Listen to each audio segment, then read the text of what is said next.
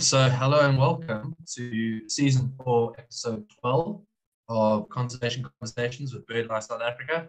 I am one of your hosts tonight. My name is Andrew Blocq and I am tuning in from Johannesburg. But with me helping to host tonight is my co-host, Christina Hagen. Christina, how are you? Very well, thanks. Good evening, everyone. Thanks again for joining us. Now, of course, we have over 135 episodes of Conservation Conversations recorded and available on YouTube. So if you miss out because of load shedding or your Tuesday nights have become busy, you can always catch up there later. All right, so I think we're all aware that tonight is the end of an era with Melissa Whitecross leaving BirdLife South Africa, and of course, along with that, her hosting duties on Conservation Conversations. She'll be taking us through her journey on this webinar, which of course was all of our journey. I think we say quite often on this show that our speaker needs no introduction, but I think there is no more apt time to use that line unless you are joining us for the first time. And if you are, welcome to Conservation Conversations. We have 135 episodes that we've already done that you can go back and watch. And this lady on screen now is a big reason for why this show has been such a huge success. She is an incredible colleague and even better friend. She's been with BirdLife South Africa for 6 years now. And unfortunately, she is moving on to new pastures. Melissa, fitting feel well on the platform. So we have an episode dedicated to her now. She's going to be able to share with us her best memories, her best reflections on her with all of us, the Conservation Conversations family. So I don't want to say too much more. I'm going to start the waterfalls over there at Melissa's side. So I'm going to let her take away with her presentation tonight, and we will all have opportunities to say nice things and say our goodbyes at a later point. But for now, Melissa, the floor is yours. Oh, Andrew, thank you. Christina, thank you. Ladies and gents, I am a seasoned host and I love presenting, but you'll bear with me tonight if I get a little bit emotional and less professional than normal. Sure, it's hard to believe we're finally here. What a journey it's been. And I think I'm going to dive straight into this, because if I start going off script, it's going to get messy. But on screen, you can see the beautiful Victoria Falls behind me, which was an unbelievable experience joining conservationists, ornithologists, and bird lovers from across Africa at the Pan-African Ornithological Congress last November. The first time many of us as colleagues had been able to get together with the broader conservation world, and what a privilege to be able to see everyone in person. It is the end of an era, but as Dr. Seuss says, don't cry because it's over, smile because it happened. And what an amazing happening it has been. I started Conservation Conversations because I have an abject love of wanting to share a passion for birds, nature, and the environment with others. And I've been gifted with the ability to share that passion by standing in front of people and teaching them about the natural world. And that is not a gift I take lightly. I am extremely grateful that by some miracle, the young, shy St. Andrews girl who could barely get a word out when she gave a speech off of 2 little cue cards has grown up, and with the power of a PowerPoint presentation behind her and a wonderful subject of birds and nature, I've been able to meet many of you out there in the world and present on the thing I love absolutely most, which is our wonderful bird life. But in 2020, unfortunately, we had another thing in store for all of us, and that little gremlin in the top left of your screen appeared and forced a lot of us to stay at home. My ability to connect with the world and all of you was suddenly removed, and I had to start thinking, how on earth am I going to continue doing my mission in life, which is to connect others with the environment? And after a week or 2 in lockdown, I suddenly had an idea, as did many others. And thank goodness for the incredible inventions of Zoom and the various other virtual platforms we've been able to use to connect with each other during those extremely, extremely trying times. And I'm the kind of person who, when there's a problem, I will do whatever it takes to find a solution. And I was lucky enough to have an idea with some input from my amazing colleagues to create this wonderful show called Conservation Conversations. And they have honestly been some of the best conversations I've ever had. So let's take a little trip down memory lane, because when we started this show, I felt very green around the gills. And if you give a listen to our very first episode, hopefully you'll hear just how far we've come.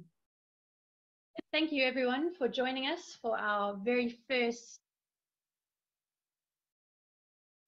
Conservation Conversations with BirdLife South Africa. We are extremely excited to be able to bring you a webinar series that hopes to bring a little joy to your lockdown and hopefully entertain your Tuesday evenings. I know the panelists have all got their drinks in front of them, and I hope that all of you who still have some alcohol left during this lockdown period have got yours in front of you as well. We have improved since then, thank goodness. Hello and welcome to Season 4, Episode 11 of Conservation Conversations with BirdLife South Africa. For one last time, I am your host, Melissa Whitecross, coming to you live from Johannesburg. It's been absolutely incredible to watch how the show has evolved, and I have to really thank the BirdLife South Africa team, in particular Andrew, Christina, Mark and others who have given us input over the years and helped us grow the show into the incredible brand that it's become. And not only has the show evolved, I think you'll see in some of the episodes just how much we as hosts have all grown up and really been able to share our wonderful love and passion more and more and more, and hopefully doing it in a more and more professional way. We started out with single episodes, generally about an hour. When we really got going, they were an hour and a half. And I think in hard lockdown, that was fantastic. We covered all sorts of topics and got to meet speakers from around South Africa and the world. We were able to have interviews. I remember this one fondly, having only briefly dabbled in a little bit of golf. It was lovely to watch the nuances of birdies, albatrosses and eagles as Tony Johnson and Mark McNulty shared their incredible birding passion, as well as that of golf. And a big thank you to Mark for helping facilitate one of our very first interviews. We've done several since then. I think for me personally, the book launches have been one of the best spin-offs of Conservation Conversations, and being able to expose all of you as well as the authors to a wide audience of nature enthusiasts and put their extremely hard work and professional products out there for people to see and engage with, and not just engage with the text, but give them a window into the authors themselves.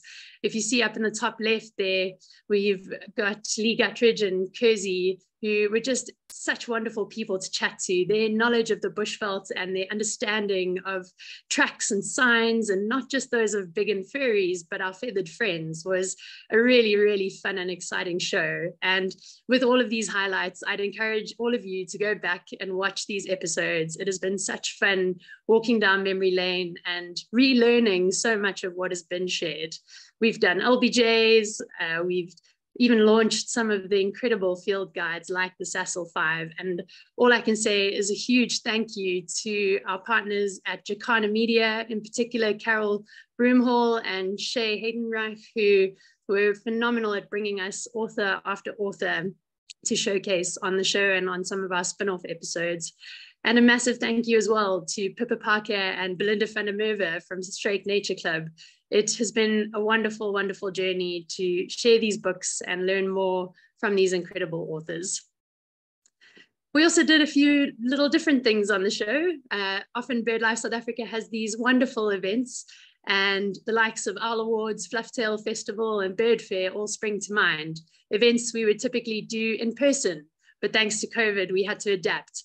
And I think it was such an incredible thing to be able to showcase the Owl Award winners over the last few years, people who are giving such unbelievable achievements and doing so much for the conservation of our birds, being recognized not just at Isdale House, but on this amazing platform. And I hope that that continues for many, many years to come. And I believe the Owl Award nominations are open at the moment. So I hope that many of you will nominate all of those unsung heroes out there helping to save our wonderful birds. We introduced some interesting themes. I think the AV tourism talks were by far some of our most popular. We have learned so much about birding around South Africa. When we did Flock to Marion, we had a wonderful build-up helping share some of the insights into that incredible island that some of us were so fortunate to get a glimpse of on that wonderful trip out on the MSC in early last year. We talked about stewardship and the hardcore conservation work going on. One of my favorite series, all about the raptors, and of course, what would we be without some good photography talks? And we certainly have had the highest caliber sharing on the show. Tony Robbins said that it's not what we do once in a while that shapes our lives, it's what we do consistently. For many, many months, my Tuesday nights were consistently spent in front of all of you. And I can only thank you for that incredible privilege. We've done 136 episodes as of tonight, 4 seasons, almost every Tuesday night. What an incredible amount of work. And I could not have done it without the amazing support of our team, particularly Andrew and Christina, who have been there when I've disappeared off into the veld or stepped up when one of us was busy. A massive, massive thank you to the team for this incredible body of work. And I think one of the most amazing things that has come out of this is that we've created a virtual library of content where people can go and learn and share and understand more about our wonderful birds, our wonderful country, and appreciate it that much more, because when you can unlock an understanding about something, people are going to care about it. So thank you to those of you who have shared the show, have shared the YouTube links, and I encourage you to go back, rewatch and relearn and re-experience the magic that has happened every Tuesday night for so many seasons. All right, Christina, I'm going to take a reprieve and hand over to you for a moment. I think you're going to walk us through a few interesting statistics while I find those tissues. You're doing great. Let me know when I need to click. Okay. So as Melissa said, we've had 135 episodes overall. This is the 136th. And Melissa has hosted an amazing 51% of them. So that's 70 episodes, which is quite incredible. I think you hosted most of them during the lockdown before Andrew came on board and me a bit later on. So if you were to watch all of the YouTube videos, it would take you 6 days, 21 hours, 52 minutes and 13 seconds. So Melissa has actually been talking to us for over 3 days. If you were to watch all of the episodes that Melissa hosted. So that's a great legacy and record to leave behind. And then in terms of presenters, as Melissa mentioned, we've had some amazing ones. We've had 115 people presenting on the show, and 30 of them have put in more than one appearance. And Melissa's also, I think, put in 4 appearances as a presenter. This will be your 5th. So it's great that we've been able to showcase so many people's work and passion and love for birds and conservation. And then I also pulled together all the titles of the talks that we've had and put them into a word cloud. And I just love that conservation comes out top, which is what this is all about, showcasing amazing conservation stories. And then, of course, bird. It wouldn't be a BirdLife South Africa webinar series without being about birds. And also South Africa comes out strongly in biodiversity. And there's also a secretary bird or 2 in there, which is great, Melissa's favorite bird. I was very disappointed that penguin didn't come out as strongly, but we'll have to add some more penguin talks in there. But yeah, it's amazing the kind of diversity of topics that we've been able to cover over the 4 series. Thank you so much for doing that, Christina. And I'm glad to see that you've made it into the mouthpiece of your beautiful birdle word cloud, which is such an incredible feature of the show. And I'll touch on that in a moment. But I thought it would be remiss of me not to touch on some of my personal standout moments on the show. And As Christina said, there's been 70 that I've personally been involved in, and every single one of them has brought energy and inspiration and a uniqueness about them. But certainly there have been a few that have really just been special for me, and ones I will carry with me for many, many years to come. And I think one of the biggest privileges has been the ability to host some of my personal ornithological icons. Dr. Warwick Tarberton and David Allen are two giants in the ornithological field, and to have the ability and the privilege of talking with them about two of my absolute favorite places on earth, Nails Flat Nature Reserve, where I was lucky enough to do my PhD, and where Warwick has spent much of his life living and breathing birds and teaching all of us about them. And of course, the Lesotho Highlands. And in rewatching my talk with David, I realized that in that talk, we spoke about BirdLife South Africa doing more work in Lesotho. And I was privileged enough to spend time earlier this year surveying Lesotho with some of the team as part of a BioBlitz with the Lesotho Highlands Development Authority. So the show really led to a lot of great action that has come to fruition, and long may that partnership last.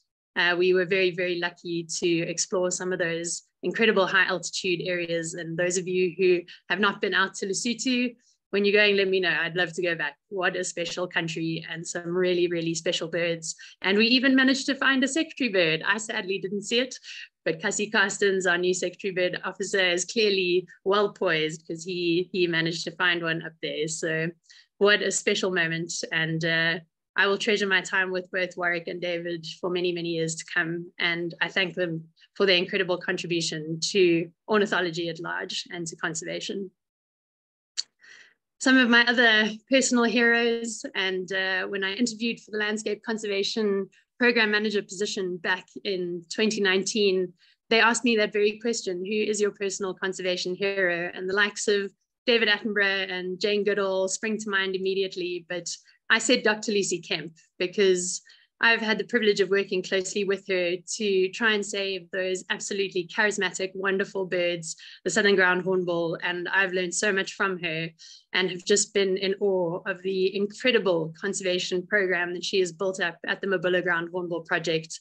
I've been lucky enough to present with her, to watch her present, to host shows where she's been present, and to watch her in action every year. And every year she just impresses me more and more and more. So what a privilege to have her on the show. And I've written here, she really is a phenomenal conservation force, and one of our species guardians, as is Dr. Odette Curtis-Scott and Dr. Rob Simmons, two more of my absolute conservation heroes. They shared the wonderful work being done in the Overberg Renosterveld Conservation Trust area and on our wonderful black harriers. And it is such an incredible bit of work that is being done by this team. And it is so good to see how much the links between BirdLife South Africa and the ORCT are growing, and long may that continue.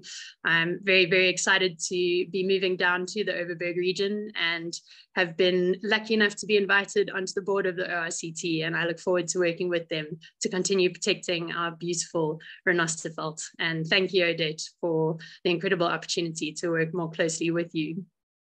And I think one of the best webinars we've had in terms of hope has got to be Dr. Vikash Tataya from the Mauritius Wildlife Foundation. Vikash came onto the show. I was lucky enough to meet him at Victoria Falls at the PAOC. He shared the unbelievable journey of biodiversity conservation in Mauritius, saving the kestrels, the pink pigeon, the fody. What they've been able to do there is nothing short of a miracle. And I hope that we can repeat that everywhere we go as conservationists, because it is just such a wonderful story of change makers coming together, realizing that things were on the brink, and turning it around through incredible passion, dedication, and collaboration.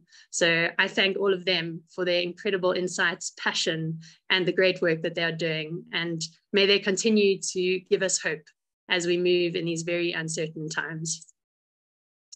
And then, of course, how could I not speak about the wonderful raptor shows? As you all know, birds of prey hold an incredibly special place in my heart, whether it is the tiny Taita falcons and the pygmy falcons, the impressive crowned eagles, or the martial eagles. And then, of course, my beautiful secretary birds I can talk about raptors all day, every day, and I can never get bored. What an unbelievable showpiece that we were able to host through our raptor themes. And I'm so, so grateful to all of my bird of prey colleagues who came and shared their incredible passion, insights, knowledge about these wonderful birds of prey. And I really do look forward to seeing the many presentations that are still to come and showcasing some more of our wonderful raptors that are found within Africa and hopefully further afield. We'll see. But without a doubt, a very, very special episode for me had to be the Secretary Bird episode. And I think we all know it's no secret. These are my soul birds. And I am just so lucky to have had the opportunity to work so closely with them and lay the foundation for people to come in and to work on them. And I'm so honored to have had Dr. Christian Brink and Cassie Carstens join the team. Cassie, I know you are going to make a huge success of the Secretary Bird project, and I feel very lucky to be able to sit on the sidelines and cheer you on and hopefully be there when you need me. But look after our birds. They are incredibly special. And I have no doubt that you will continue to make a huge difference for these wonderful, wonderful secretary birds that we all know and love. And then I think one of the wonderful initiatives that we were able to achieve with the show was giving a mouthpiece to the youth. And we all talk about birding as an older person's hobby. We know many of our members of BirdLife South Africa are older, more mature. People find birding a lot later in life, because why on earth, as a young cool person trying to establish yourself, would you run out there and pick up a pair of binoculars? But thank goodness there are those intrepid youngsters out there who have done exactly that. And what a refreshing, innovative, wonderful bunch of youngsters they are. It has been an absolute privilege to watch these 18, 19-year-olds come onto a show where there are over 600 eyes watching them and just dominate the space. I think without a doubt, the way Andrew summed up Daniel Engelbrecht's talk, just to remind all of you, that young man is 19 years old. It's unbelievable to see the talent coming through our ranks. And I cannot wait to see where every single one of these youngsters ends up, because they are all going to make a massive difference for this country. And I wish every single one of them everything of the best. And I cannot wait to see more and more of our youth coming onto the platform and sharing their stories, their passion, and their love for our birds. And then I think, just in reflection, I never ever imagined that we would have a show where we maxed out the Zoom room. We have a cap of 500 viewers, and on several occasions we broke Zoom and we had to spill over onto Facebook Live because we had over 500 viewers in the room. And I think without a doubt, Birds of Kruger, a virtual tour by Duncan McKenzie, has outstripped all of them and has had over 2,800 views on YouTube already. Kruger is a wonderful place, and what a wonderful resource for people going there to come and watch and learn. I am fortunate enough to be going up to Satara tomorrow, and I think I need to try and give this a watch while I'm up there, just to appreciate what a brilliant show it was. But a massive thank you to all of these presenters who have made an incredible showpiece of their different shows and put so much effort into them and been rewarded with incredible viewers. And I think one of the positives that has come out of that global pandemic and being so isolated is the ability to connect beyond boundaries through the wonderful web. And I am absolutely blown away every time I open this audience box and see the chat feed with names like Saudi Arabia, Belgium, the Netherlands, America, Australia, Ethiopia, Gabon.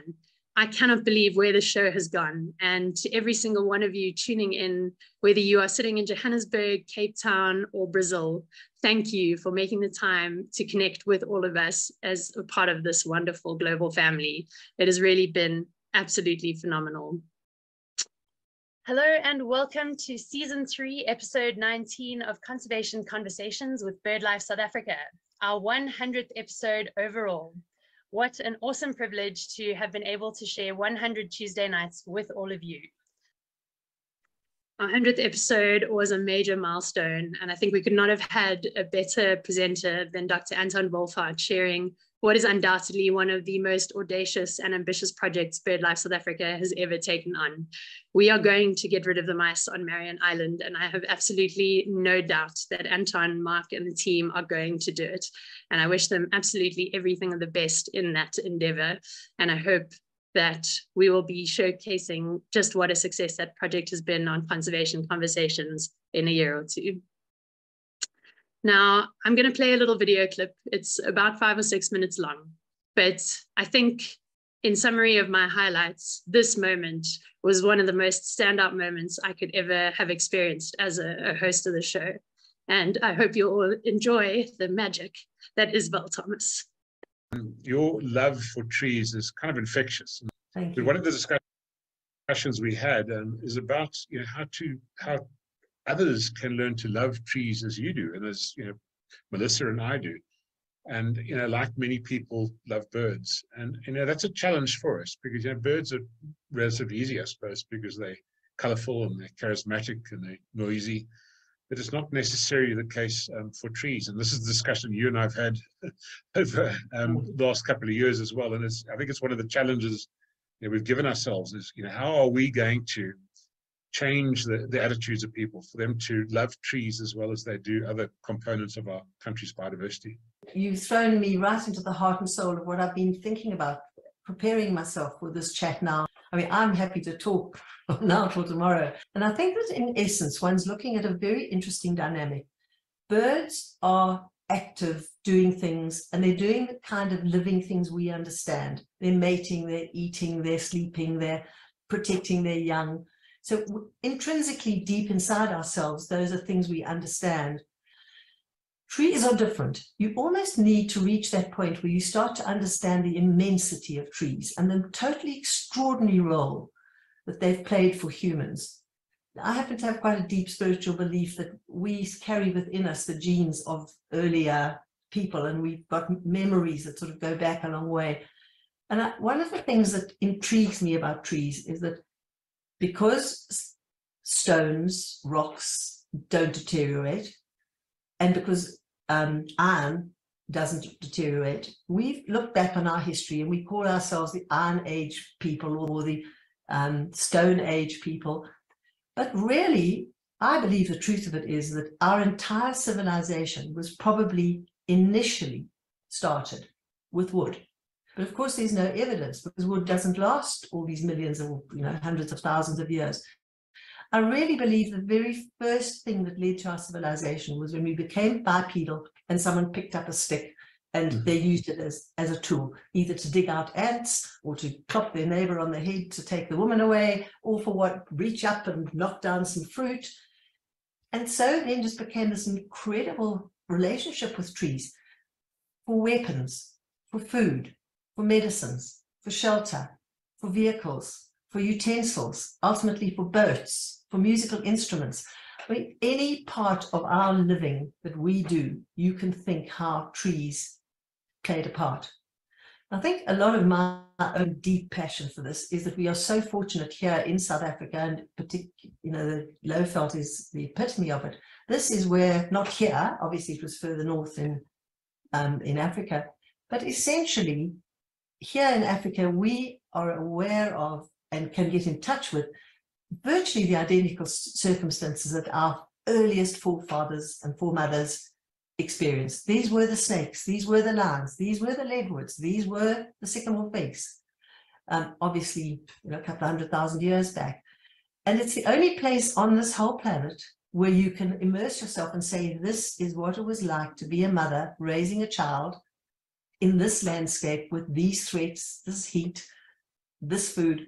I find that deeply, deeply intriguing. And so when I'm communicating, and you've identified how passionate I am, when I'm out in the landscape, for me, the trees are giving me the story of the origins of humans, of the whole evolution of what this planet has had in the period when humans have been around it.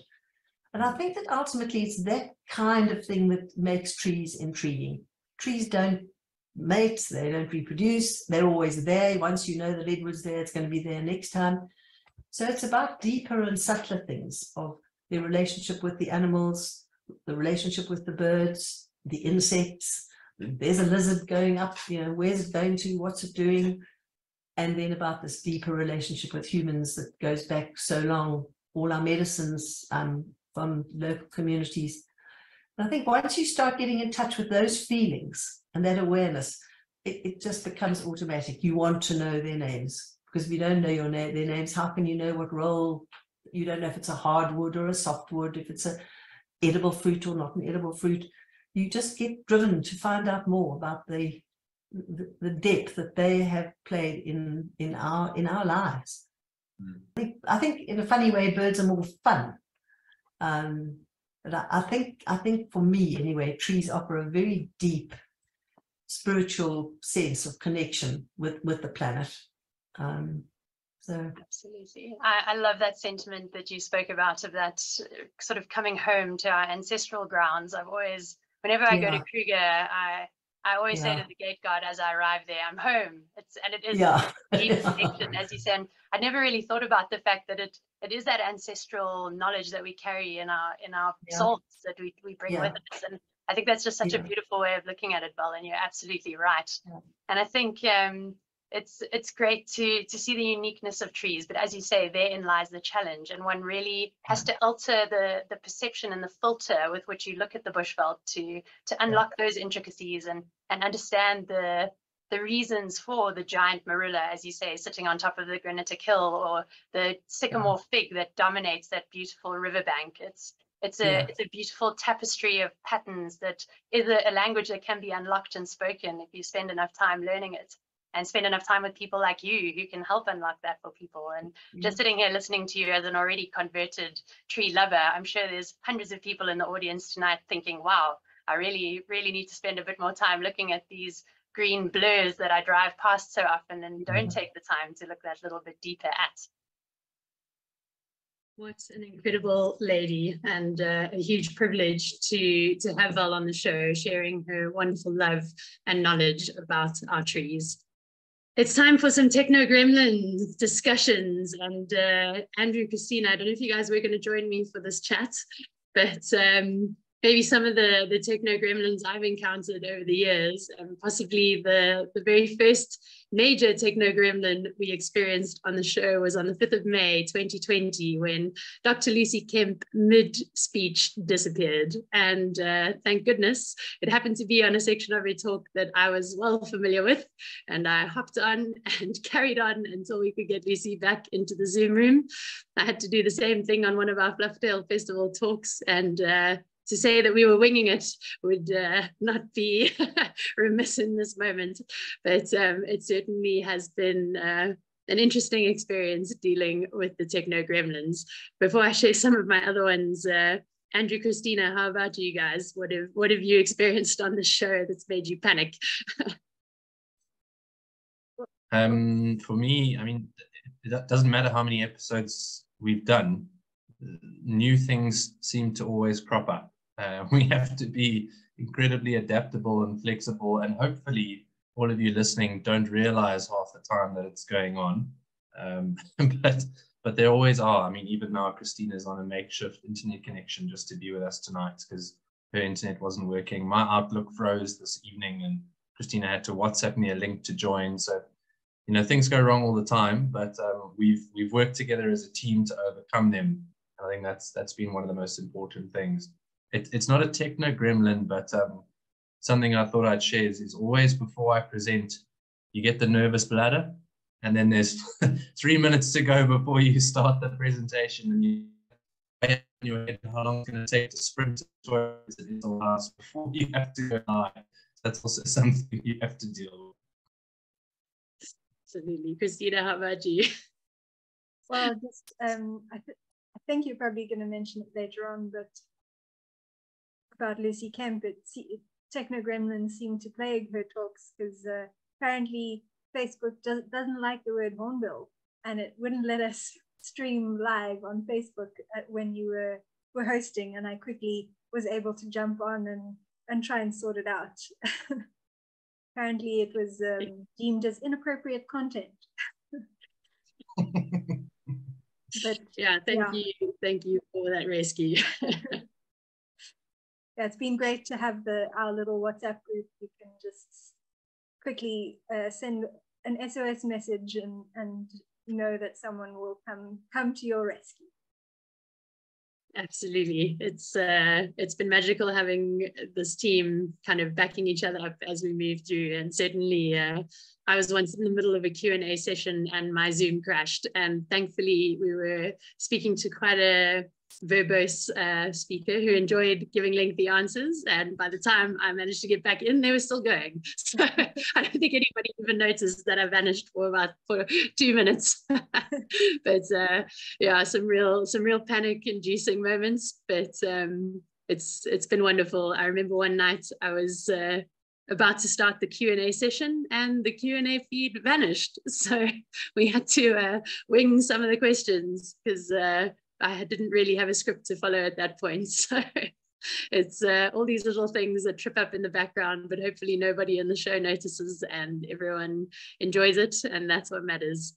Any other last sentiments on Techno Gremlins before we charge forward? No, it's not really a Techno Gremlin, more a human error thing. I've been merrily chatting away, assuming that the slides were, you know, showing properly, and I discovered that I had the wrong slideshow up. So keep you on your toes, being one of the hosts. It absolutely does, and I think moving to a bi-weekly or bi-monthly schedule certainly made us dust off the rest a little bit more than usual. We get out of our rhythms. So, good luck, guys. Both for sharing those insights with me. I know fishing for speakers is always a tough thing, and just a massive thank you to every single one of our incredible speakers who have come onto the show and shared their wonderful passion and insight and knowledge. And I think the thing that's really stood out for me is the amount of effort that every single person that has been invited onto this webinar series has put into their talks. It is just world class. And I can only thank every single one of you that has been brave enough or mad enough to step up onto this platform with us and share your stories and share your insights. And I think the connections that have grown from this platform as a result of people's work being put out there is a wonderful byproduct of the community we've created. So to all of our speakers, and I unfortunately don't have space to put them all on the screen tonight, a huge, enormous thank you. I think Christina said over 115. What a wonderful community, and so lucky to have those resources. And I think in particular, on a slightly sadder note, we have lost some of our presenters over the years, and I think just to acknowledge two more absolute doyens of the ornithological world, Duncan Butchert and Joe Grossel, who were on the show and sadly passed away back in 2021. And we've lost others. We think of Peter Mundy, and unfortunately some very sad news this morning. Chris van Rooyen sadly passed away. So it's always tough losing those that we look up to, but our thoughts and prayers go out to all of those who love them, and so special to have their shows to go back and look on and reconnect with them for a brief moment and see them doing what they loved most. So how wonderful that is. All right, so on to one more change of gear.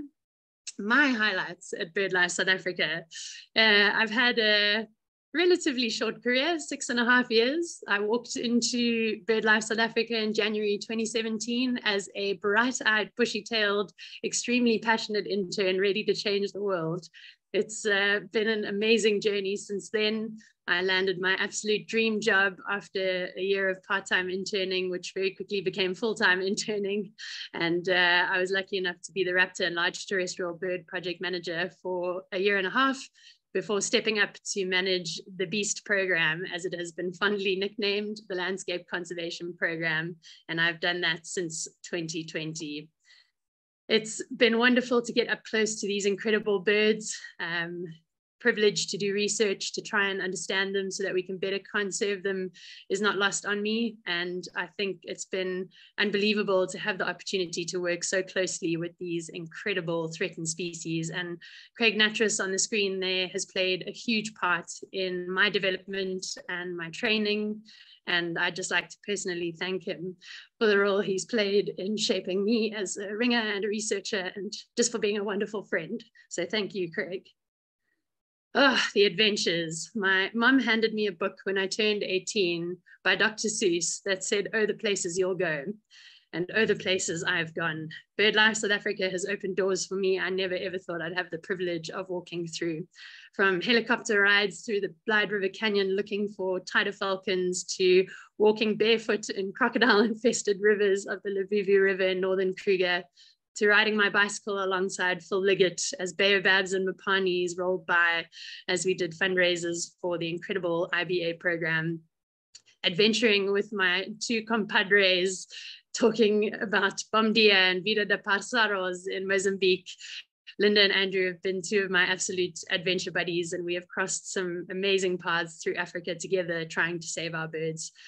I have had the privilege of sitting in the mist belt photographing blue swallows and trying to help preserve their wonderful mist belt grasslands that are becoming ever more fragmented with the incredible Steve McKean and Conservation Outcomes teams, and joining colleagues up in Vic Falls for the PAOC, colleagues I haven't seen for many years, and sitting on the banks of the Zambezi and just appreciating how lucky we are to be a part of this incredible community of ornithologists and conservationists. There are so many more highlights to share, but there's not enough time tonight. One of the major highlights is undoubtedly the flock at seas.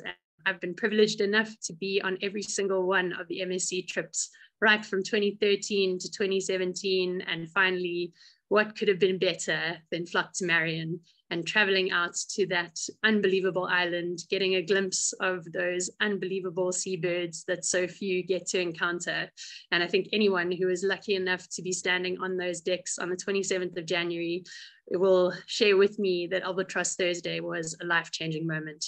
And I was very lucky to share it with my amazing family.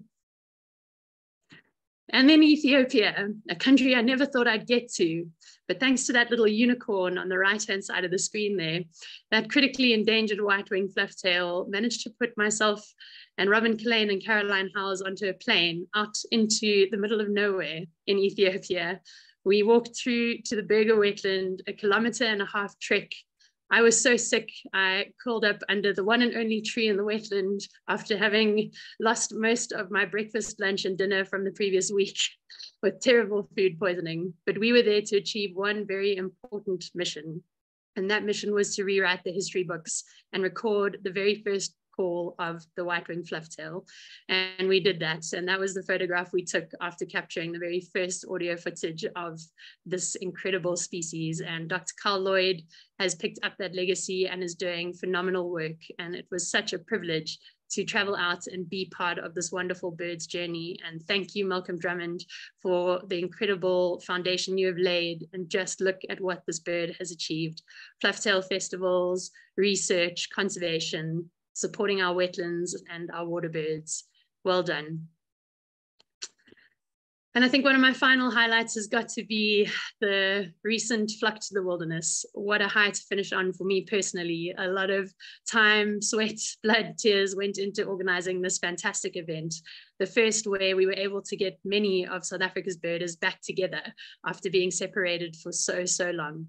And it was just such a privilege to have everybody together in the beautiful garden route, sharing with our colleagues and partners our love of birds, learning together, and of course, celebrating the wonder that is birding. A big thank you to every single one of you that were there, particularly at that gala dinner. And finally, I think the biggest highlight for me, without a doubt, has been the opportunity I have had to influence many young lives with my passion for birds and bird conservation. I frequently have had the opportunity to go to schools, to meet with bird clubs, to engage junior rangers and teach them about our birds. And I always say, if I go somewhere and I give a talk, if one single kid can walk out of there appreciating birds or feeling like they're not alone in their love of birds, I've done my job. And it's been an amazing journey, seeing so many young faces light up and hearing stories of youngsters who saw me speak years ago that have ended up in conservation. And that to me is without a doubt the biggest highlight I've had working for this fantastic organization. So thank you for the wonderful opportunity to step out in front of you and share that incredible passion that I've been able to grow and foster for the last few years. All right, now we get to the tough part because we've got to say the thank yous. And I'm going to try and get through this without too much leaking, but bear with me. It takes a village, or in our case, it takes a flock. And I think the most important flock is the one you see on your screen right now. Friends, colleagues, inspiration, people who have dedicated their lives to saving our planet, our birds, and our world. I am so inspired by every single one of the faces on that screen, and it has been incredible to be a part of this team. We had our thank yous today, but I reiterate it again. Thank you to every single one of you. You have played a phenomenal part in my journey, and you have helped shape me into the person I've become. So a massive, massive thank you to BirdLife South Africa. Long may your success continue and keep flying high, because this organization is incredibly special and doing wonderful work. To my landscape conservation team, you guys are phenomenal. You inspire me, you challenge me, you make me a better person. You have taught me so much these last 3.5 years. From our young intern, Valerie, who has come onto the team with a bang, to our seasoned veterans on the team that have really been mentors more than colleagues, and every single one of you in between. Thank you. You have changed my life, and I'm going to miss every single one of you.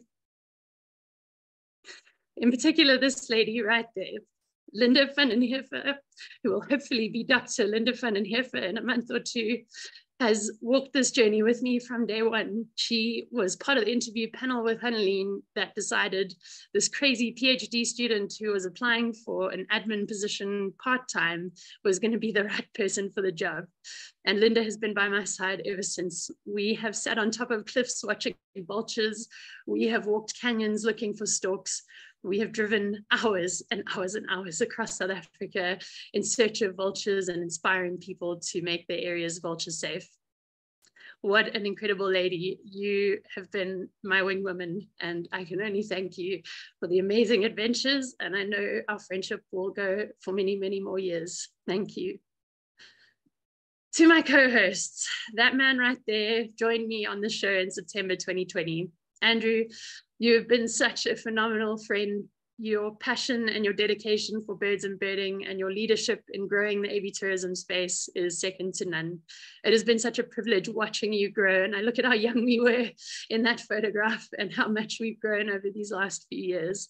And I could only wish you everything of the best as you continue to change the world and to continue to grow birding as an industry. Thank you for being such a wonderful friend. Christina, the show really gave me the gateway to get to know you better. And this recent trip we did to Lesotho, I think just cemented what a fantastic friend and colleague you've been. I am so excited to see what you're going to do with the show and to see how much you've grown over the years in confidence, having been pushed out of your comfort zone to step up and host these shows. Thank you for coming on, bringing your passion, your consistency, and your support. We honestly could not do this without you just quietly going about keeping everything ticking over in the background when I fall off the bus or get too busy. Thank you, Christina, and all the best. And I know those wonderful penguins of yours have got some really exciting stuff ahead of us, and I cannot wait to watch the headlines and see you on CNN, TED Talks, and all of those incredible places you're going to share your wonderful story. To our back of house team, you guys won't have seen Andy, Mpho, and V. They've been phenomenal in keeping your emailers going, your social media happening, and making sure those YouTube videos get onto the screen. And over the years, we've had several people supporting us in the background: Janine Fussen, Carl Bierman, Karen Josiah, Abigail Ramazzuli. Thank you to all of you. A lot of wheels turn in the background. It's not just here on the screen where all of us sit together. Thank you to all of you for the role you've played. I finally had the chance to see Peter again in person, and what a phenomenal supporter he's been of this show. Peter and Irene, you have both supported us with wonderful books and prizes that have helped raise money needed to keep the show going. Thank you. It was such a privilege sharing time with you and sharing in your incredible knowledge and passion for birds and teaching. And thank you for sharing that with me. To Zeiss and Jacana Media, we've had a lot of fun over the years. A massive, massive thank you to Divan and Carol and the team. I've really appreciated your support on the show over the years. And I hope she doesn't kill me for this. Uda and Linda, thank you. I think one of the best parts about this show is I've been able to make friends I never ever thought possible to connect with. And I won't say more because there are no words, but thank you for the incredible support that you have both been to me. And I look forward to many more exciting times together as I move down to the Western Cape in time to come. Thank you.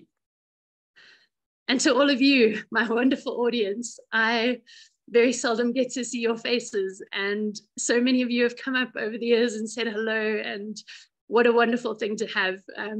It's been a real privilege to spend Tuesday nights with you. Thank you for tuning in. It's just me talking to a screen, but your interactions, your reactions on the little Zoom emoji button, the chat feed, thank you for letting me know that you're there and for enjoying the show and taking part and just being part of this Tuesday family. It's been wonderful to have you all there. I wanted to share two very funny moments. This was a young lady who bumped into us when we were out doing surveys in Isimangaliso. And it was so wonderful to see us shared on Instagram, a famous moment, celebrity spotting while out birding. So thank you so much, Wenan and Zanzi, for interacting with us, and how wonderful to connect with you out there in the beautiful Isimangaliso. And this European Nightjar was a special moment for me.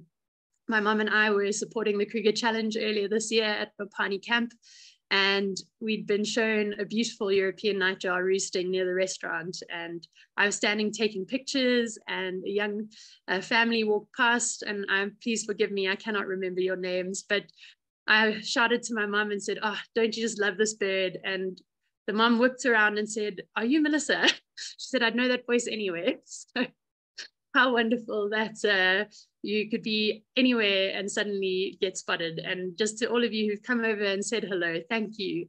Thank you for sharing what an impact the show has had on your lives and for connecting with us and allowing us to see who you all are. It's been wonderful and fun to have a taste of celebrity. A little strange at times. I've been spotted changing tires, for example, but it's been fun. And thank you to all of you who've come and said hello. And finally, my big boss lady and my littlest big fan, Hanneline, thank you. We've had our moment today already, so I'm not going to dwell, but you know how much you've meant to me over these years, and I look forward to many, many more years of friendship, and thank you for everything. And Claire, my biggest fan, my little sis, thank you. You are an absolute rock star. I cannot wait to see the incredible human that you are growing up to be. And I can't wait to see the wonderful birder that you are growing into. And well done, Lance and Hanneline, on raising such a gem of a daughter. And then to these three humans that was taken on Blocq to Marion. It's great people are surrounded by even greater people. Okay, the moment has come. 1 second. Mom, Dad, La, you guys are phenomenal. Thank you for standing by me, bringing me food while I sit here hosting, for being my biggest fans, and just the love. I cannot thank you enough. You mean the world to me. Thank you. Ooh, all right, we're almost there, everyone. I thought it was time for a little bit of personal reflection just to finish us off. Conservation conversation started with such a humble start, an idea, one which was a little bit dubious, and what an incredible thing it has grown into. I can only say thank you to all of you, because without you, it never would have become what it has. And I hope it goes on for many, many, many years beyond me being here. It is such a privilege to be able to share, inspire, teach, and connect all of you with these wonderful people changing the world. It's been incredible to open everyone's eyes to the wide and important work that is being done by BirdLife South Africa and my colleagues, and conservation more broadly. I remember when I first started at BirdLife, my parents said, "Oh, you just go out there and watch birds. When are you going to get a real job?" And I think having gone through these shows and learned about the diversity and the depth and the importance of the work being done, luckily that question slowed down a little bit. But the ability to create these connections and shared experiences through this platform has been wonderful. So thank you. And I think finding that rhythm in a chaotic world was such a godsend for all of us. Every Tuesday night, we knew we could come together, share our passion for birds, and just take a break for a moment from that incredible, scary situation we all found ourselves in. So thank goodness that we had that moment together. And I hope that you will all continue coming back together and reconnecting and enjoying our wonderful passion. I have no doubt that our paths will continue to cross out there, and when they do, please come and say hello. It's always wonderful to meet other birders who are as passionate about our feathered friends as I am. I'd like to thank each and every one of you who have supported and enjoyed this show. I mean it when I say that it's been an immense honor and a privilege to have spent time with you and our birds. I've loved my time at BirdLife South Africa. I've had the opportunity to learn, to grow, and to do my small part to try and better the conservation of our natural world and the beautiful birds who live in it. I'm so, so grateful for this journey, and I look so forward to what lies ahead. But most of all, I've had the ability to achieve my mission, which is to set off the ripple effect of love for nature in every single one of you. And I hope that you too will go out there and set off your own ripple effects and infect the world with this passion that we all need to save our beautiful planet. So where am I off to? Many of you have asked. I am stepping into the big wide world of conservation financing. I've been given the opportunity to join the team at Conservation Alpha.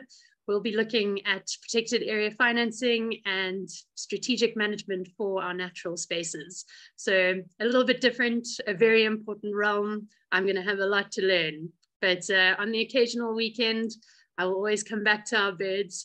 And for anybody who'd be keen to do a beginner birds workshop or learn a bit more about birds, please do get in touch with me. I'm more than happy to set up workshops for any of you and would love the opportunity to do some more birding together. So for one last time, keep your eyes on the skies, keep enjoying those birds. And I look forward to seeing many of you out there.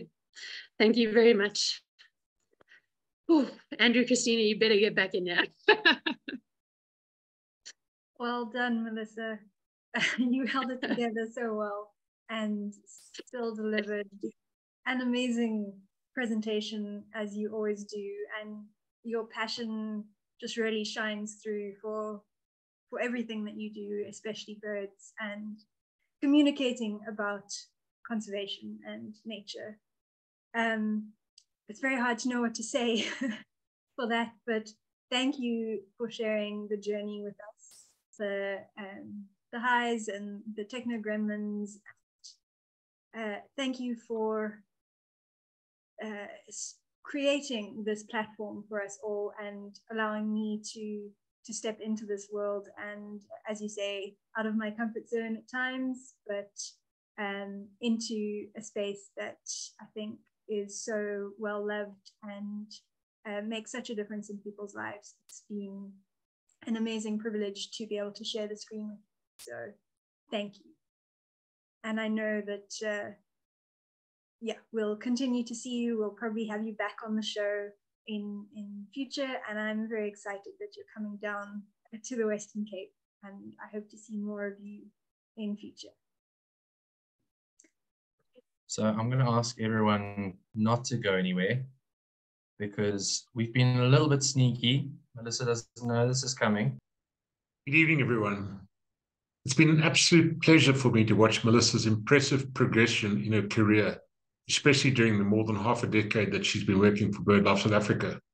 She's made outstanding contributions in the various positions she's held, and our country's birds have been the ultimate beneficiaries. Outside her formal responsibilities, Melissa's always been prepared to chip in and assist. From talks to bird clubs to assisting with the African Bird Fair, Melissa was often the first person to offer her time and expertise, and I really appreciate that. More than 3 years ago, during an hour-long walk around the streets of Dunkeld during the start of COVID, Melissa proposed to me that she'd like to start a webinar series. My response was, of course, Melissa, go ahead, but please ensure that it's done properly.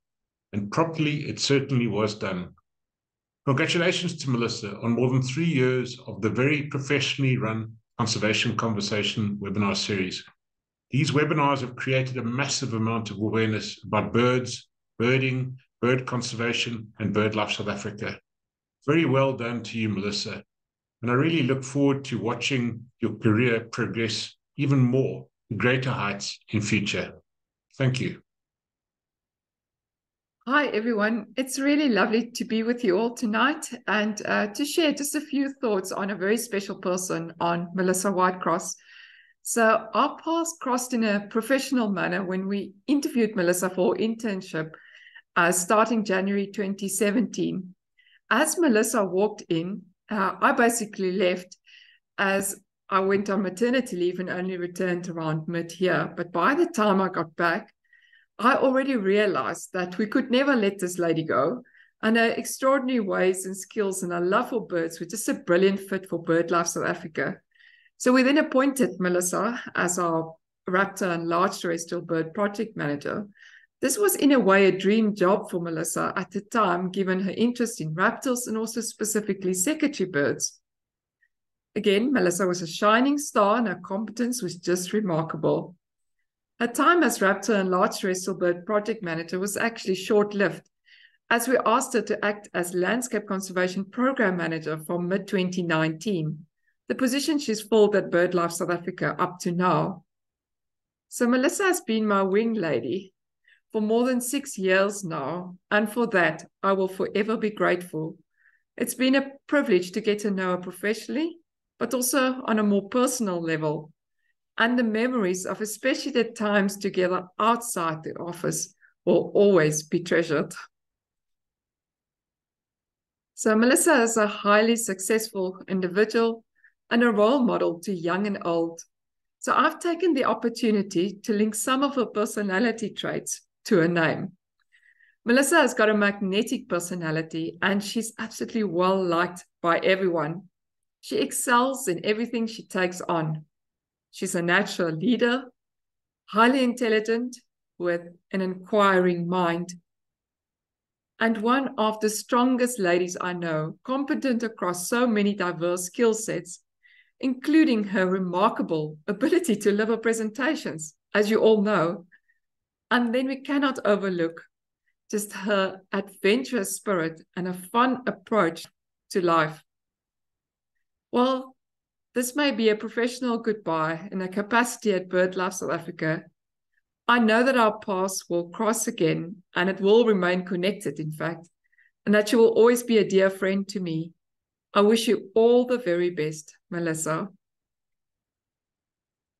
Good evening, everyone. Linda here, Species Conservation Manager. I've had the pleasure of working with Melissa for the last 6 years, ever since she started with us as an intern.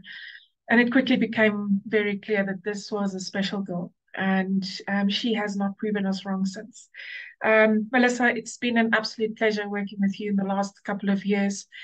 I will never forget your support, especially during the course of my PhD. You were so encouraging during that whole difficult process, and I will never forget that. And even though I'm very sorry that I'm losing you as a colleague, I also know that I'm gaining a friend, so I'm really not losing anything on my side. So all that remains is for me to wish you nothing but the best. And I'm not worried about you because I know you're going to go forth into this exceptionally exciting new chapter in your life, and you're just going to gun it and make an absolute success of it, as you've done anything else in your life. So good luck. We'll stay in touch. All the best for the future. Hello, Melissa. It's Pamela. Greetings from beautiful Provence. Oh, Melissa, I'm so sad that you're going to be flying the nest of BirdLife South Africa. I've so enjoyed all the podcasts, listening to your confident voice and your lovely smile, and giving us so much amazing, wonderful information every week, especially when some of us were in lockdown. It really brightened our weeks, I can tell you that. And So I just want to say thank you so much. I wish you all the best in your new endeavors. I'm sure it's very exciting for you and you've got a lot ahead of you. And so I wish you all the best, Godspeed, and thank you. Hi Melissa, it's Chris Patton here from South African National Parks. As you can see, it's a wet and gloomy day here in the garden route. And so is the news that you're going to be leaving BirdLife. But yeah, you and I have got to know each other through conservation conversations and flocks and various other birding matters affecting our two organisations over the last few years. What's a nice tribute I'd like to share with you, it's something we've spoken about on email. You're going to be immortalised as a member of BirdLife South Africa and as an authority on secretary birds at the Raptor Interpretation Centre in Mata Mata Camp in Kalahari Transfrontier Park. And those additions to the existing Raptor Centre are going to be put up in November this year. So you're going to have to go and do some travelling to see your name in print on the interpretation displays. But here's wishing you lots of love and fun and happiness in your new endeavours, and look forward to connecting in the future. Take care. Bye-bye. Hi Melissa. I'm sorry to hear that you are leaving BirdLife South Africa, but I'm sure it's to move on to new and exciting ventures. I'm certain you will bring the same level of excellence to these new horizons that have characterised the many successes you have achieved at BirdLife. You initially invited and hosted me on the BirdLife South Africa Conservation Conversations to share bird conservation issues with such a wide and well-informed audience has been an honour for me, and I thank you for these opportunities. Yesterday I was driving close to Wakkerstroom and saw a pair of secretary birds hunting in a patch of natural grassland.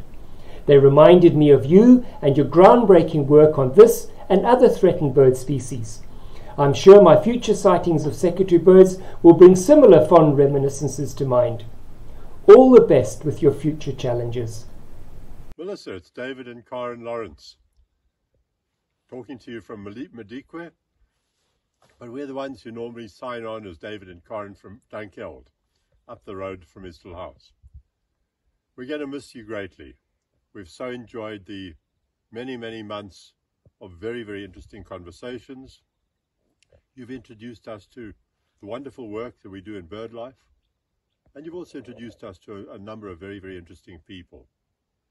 I'm going to greatly miss seeing you in those times when I pop down the road to Istel House, but we wish you all the very best in the future, and I hope that, and I know that our paths will cross in the future. All the very best, and thank you. Dear Melissa, as proud members of BirdLife South Africa and ardent followers of Conservation Conversations, my sister Barbara Curran and I, Marilyn Houle, have so enjoyed your contribution to the shows, as host on many occasions as well as presenter. Conservation Conversations is a wonderful platform to learn about birds, and we have listened intently to your many enthusiastic presentations, including those where you speak so passionately about your favorite bird, the secretary bird. Our interest in and love for birds has been significantly enriched, and we have learned so much. We salute your invaluable achievements for BirdLife as Landscape Conservation Program Manager, and thank you for sharing your vast knowledge about birds, their habitats, the vital conservation efforts and stewardship programs. We are so sad that you are leaving BirdLife South Africa and will greatly miss you and your wonderful sense of humour. We extend our best wishes and blessings to you in your new venture. Go well, safe travels, and may your new calling bring you many rewards and fulfillment in your commendable conservation efforts. Remember to keep your eyes on the skies. We've known Melissa since her first day on planet Earth and have followed her growth and development with awe. Melissa's love for birds started at a very young age. She could mimic bird calls before she could talk, her favourites being the crested barbet, hardydars and grey go-aways. She learned her passion for birds from her opa, whose favourite was the secretary bird, that being the species most people identify Melissa with. Melissa's passion for birds is contagious, and as a result, birding has become an enormous family pastime. Conservation conversations got us all through the dreaded COVID lockdown. The week sped past from Tuesday to Tuesday. We learned so much about a vast array of topics from the presenters and hosts. I now belong to a high cult of mortals, for I've seen the albatross. Thanks to Melissa, we've had some amazing wildlife experiences. Blocq to Marion was a highlight, going so far south to be in the unspoiled Southern Ocean wilderness. Melissa managed to volunteer my services in many different BirdLife activities. I enjoyed working behind the scenes with Melissa and her teams.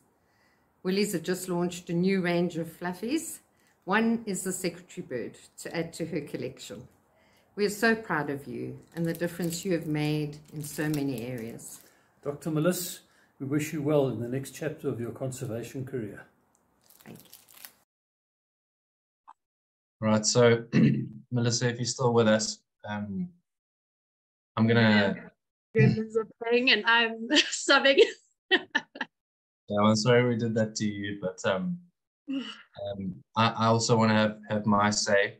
Some real adventures from Nana Gorge to southern Drakensberg to the hinterland of Mozambique. And you are an incredibly talented communicator, fearless leader, and I think well loved by almost everyone that comes across you. You've wormed your way into the living rooms and also the hearts of our Conservation Conversations audience and left an indelible mark on the birding landscape of South Africa through this series, and also your work at BirdLife. Just look at how you positioned Carl and Cassie and others to continue your passion projects. You gave hope and positivity to all of us in the worst times that we've experienced, and you continue to entertain and educate us even after normality had returned. And your vision will continue as we continue to deliver new episodes without you. You've created an incredible, immortal legacy already, and we know that you will continue to go on and forge. Talking about legacy, people, when they're questioning what they're doing, they ask, what do you want people to say or to do at a funeral? And you had a little bit of a taste of that today at Isdale House at your farewell, where it wasn't your funeral, but we were saying goodbye, and seeing how people reacted to you leaving and the tears and the love that just poured out just shows how you affect people and what kind of a legacy you've left and the relationships that you're able to create. So we know that you're going to go on and do great things. We're very sad to lose you to BirdLife South Africa, but we know you're not lost to conservation, you're not lost to birds at all. We're incredibly proud of what you've achieved, and obviously can't wait to see what you do next. And if you're ever having a bad day, I think go and check the chat box, save those, and just go back to those, because it'll show you exactly how much you've already achieved and what it means to everyone. So well done to you, and thank you to everyone that's showing the love for Melissa there. Thank you, everyone. Wow, Andrew, I don't think I can say anything that will top that. So I think before we all lose it, I think maybe we should probably end it there. Unless, Melissa, you have any last words that you want to say.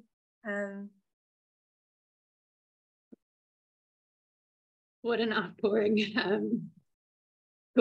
Words fail me. It's thank you, everyone. I'm extremely humbled and just feel so loved tonight, and I cannot thank you all enough. It's been an honor, and I look forward to seeing many of you and enjoying many more wonderful moments together, be it on the screens or in person. And to my two amazing legends here with me now, thank you. And just always, always, always, thank you, everyone. It's been wonderful. Keep your eyes on the skies and keep enjoying those birds. And think of me when you see those wonderful secretary birds. Thank you. Okay. I don't think we need to say too much more. Conservation Conversations will keep going. We're not giving up just because Melissa is leaving. This is part of her legacy. We're going to have more episodes every 2 weeks now, but we will continue to bring you great episodes in Melissa's, I say in Melissa's memory, but it sounds like she's departed the mortal coil. She hasn't. But as Christina said, I'm sure we'll get her on in future. So thank you, everyone. Thank you for being such a wonderful audience. Thank you for giving Melissa the send-off she deserved. And yeah, we'll see you in 2 weeks. Thank you. Good night. Thanks, everyone. Good night.